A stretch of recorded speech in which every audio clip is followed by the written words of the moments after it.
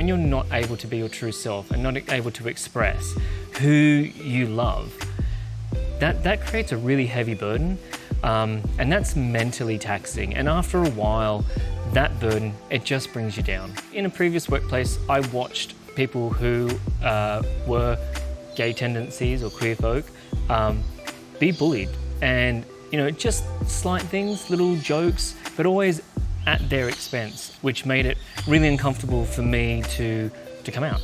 And so I held on to who I was in the previous workplace for a really, really long time.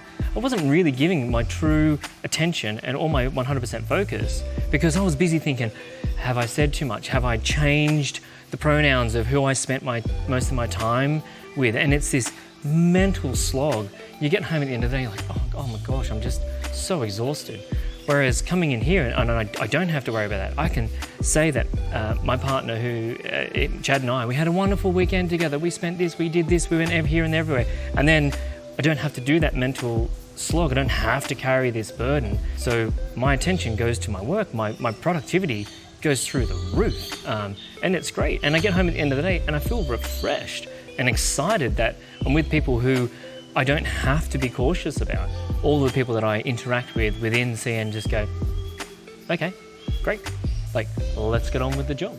And I feel that that's one of the best things about this organisation, the people who really live our crew values and bring that together to let's cooperate on the task of giving good public service. And for my background and a passion, which is conservation. Let's see if we can conserve the environment as best as we can for the people in this city. And yeah, so to be wholeheartedly included with that, with really cool people, it's just made a transition from somewhere that I used to know really well into somewhere that I'm still learning just wonderfully easy. I'm 40 now. I've had a lot of experience where I've sort of seen a massive amount of change in my short lifetime for inclusion for queer people. To the younger folk who are coming along, brilliant. The amount of people from the way back in the 70s who paved the way to make my life easier and their life is even easier. I just think that's awesome. So there's a lot of things me personally, I definitely think different. I think differently because my experiences have been, I've had people who, without knowing me, assume.